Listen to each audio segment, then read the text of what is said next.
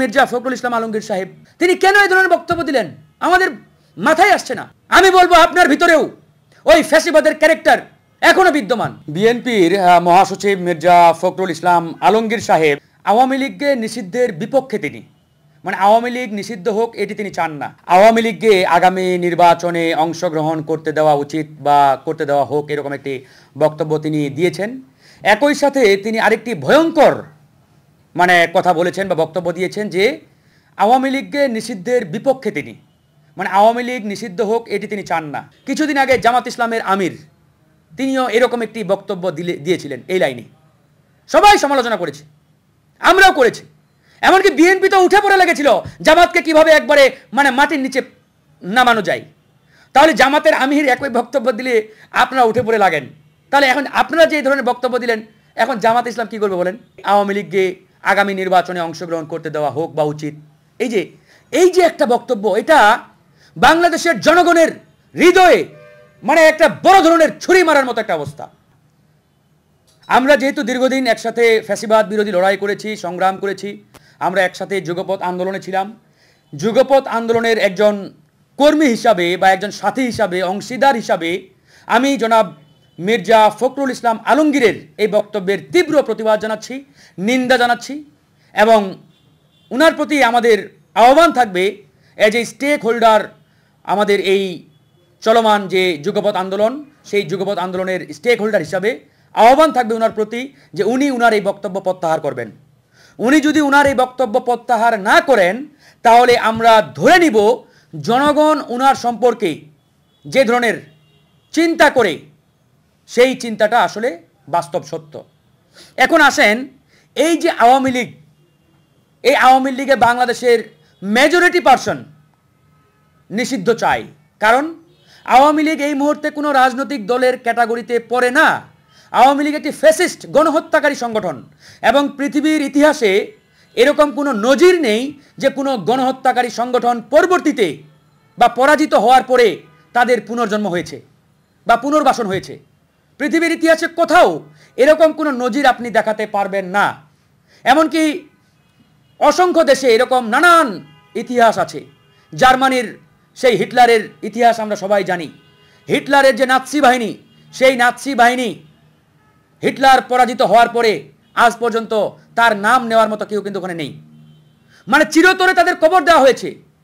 Fascist শক্তির বিরুদ্ধে যখন লড়াই হয়, সংগ্রাম হয়, এটাই হয়, অর্থাৎ তারা পরাজিত হওয়ার সাথে সাথে জনগণ তাদের কবর রচনা করে এবং পরবর্তীতে তাদের পুনর্জন্ম বা পুনর্বাসন করার কোনো সুযোগ নেই। এখন এই যে আওয়ামী লীগ, আমরা এটাও বলি আওয়ামী লীগকে রাজনৈতিক দল হিসাবে পরিচয় করিয়ে দেওয়া বা রাজনৈতিক দল হিসাবে বারবার বলা, এটাও কিন্তু একটা ফ্যাসিবাদী আচরণ। কারণ আওয়ামী লীগ কোনোভাবেই রাজনৈতিক দলের নেচারে পড়ে না। কারণ যে সংগঠনটি এদেশের হাজার হাজার মানুষকে খুন করেছে, গুম করেছে, যে সংগঠনের নেতা কর্মীদের হাতে এদেশের জনগণের রক্তের দাগ লেগে আছে, এরকম একটি সংগঠনকে আপনি যখন রাজনৈতিক দল হিসাবে বারবার পরিচয় দেবেন, তার মানে বুঝতে হবে আপনার ভিতরেও ওই ফ্যাসিবাদের ক্যারেক্টার, চরিত্র কিংবা উপাদান বিদ্যমান আছে।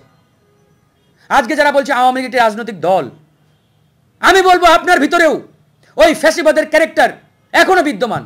আপনি কিভাবে আওয়ামী লীগকে একটি রাজনৈতিক দল বলেন? কিভাবে সম্ভব? আওয়ামী লীগ কোন কায়দায় কিভাবে একটি রাজনৈতিক দল এখন, যারা গণহত্যার সাথে জড়িত? এটাকে আমরা খুব বেশি বললে একটি ফ্যাসিস্ট সংগঠন হিসেবে আখ্যায়িত করতে পারি। এবং ফ্যাসিবাদী কোনো সংগঠনের ইতিহাস নেই যে তারা আবার রাজনীতির মাঠে আবির্ভাব হবে বা ফিরে আসবে। এখন মির্জা ফখরুল ইসলাম আলমগীর সাহেব আমাদের সকলের শ্রদ্ধাভাজন ব্যক্তিত্ব, রাজনীতিতে একজন বর্ষিয়ান রাজনীতিবিদ, তিনি কেন এই ধরনের বক্তব্য দিলেন আমাদের মাথায় আসছে না।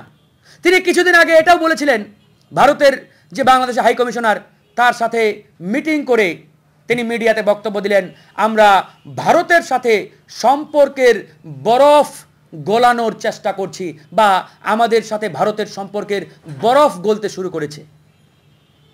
সেদিনও আমরা এটা নিয়ে বিরোধিতা করেছিলাম, আমরা আপত্তি জানিয়েছিলাম যে ভারতের সাথে আমাদের এত দহরম মহরমের প্রয়োজন নেই। ভারত আমাদের প্রতিবেশী দেশ, আমাদের neighbour country, just neighbour country হিসাবে যতটুকু সম্পর্ক মানে আমাদের রাখা দরকার, ঠিক ততটুকুই সম্পর্ক থাকবে। এবং এই সম্পর্কটা হবে ভারতের সাথে বাংলাদেশের জনগণের। ওই হাসিনার সাথে বাংলাদেশ যেভাবে সম্পর্ক করেছিল আপনার এই ইন্ডিয়া, সেই কায়দায় যদি ইন্ডিয়া মনে করে যে হাসিনার চোখে তারা বাংলাদেশকে দেখবে আর এই বর্তমান সরকারের সাথে সম্পর্ক গড়বে, কিংবা আগামীতে যারা ক্ষমতায় আসবে তাদের সাথে তারা একই কায়দায় একই সম্পর্ক গড়তে চায়, এটা আর আমরা হতে দেব না। পরিষ্কার বক্তব্য আমাদের।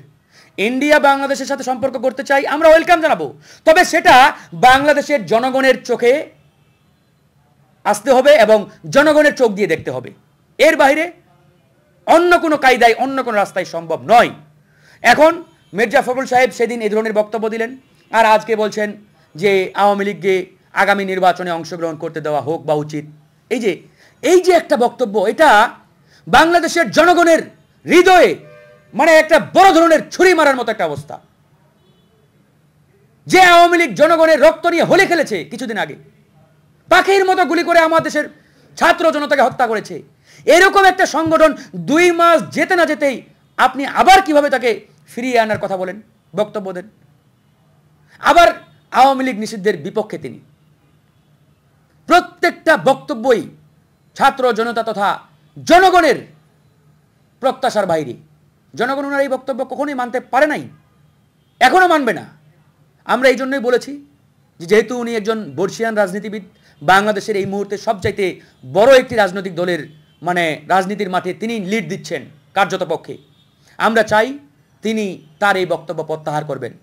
এবং তিনি যদি তার এই বক্তব্য প্রত্যাহার করেন তাহলে জনগণ, আমি আশা করি, খুশি হবে এবং উনাকে আগের মতোই মানে জনগণ সেভাবে দেখবে। এবং এটা আসলে বলতে হয় আমাদের, কিছুদিন আগে জামাত ইসলামের আমির তিনিও এরকম একটি বক্তব্য দিয়েছিলেন এই লাইনে। সবাই সমালোচনা করেছে, আমরাও করেছি, এমনকি বিএনপি তো উঠে পড়ে লেগেছিল জামাতকে কিভাবে একবারে মানে মাটির নিচে নামানো যায়। তাহলে জামাতের আমির একই বক্তব্য দিলে আপনারা উঠে পড়ে লাগেন, তাহলে এখন আপনারা যে ধরনের বক্তব্য দিলেন এখন জামাত ইসলাম কি করবে বলেন? তারা আপনাদের টেনে নামানোর চেষ্টা করবে। তো আপনারা যদি খালি আপনারা যদি টেনে নামানামিতেই ব্যস্ত থাকেন তাহলে তো ওই আওয়ামী লীগ আবার এখানে সুযোগ নিয়ে আপনাদেরকে আবার ওই আইনা ঘরে পাঠাতে সহজ হয়ে যাবে তাদের জন্য।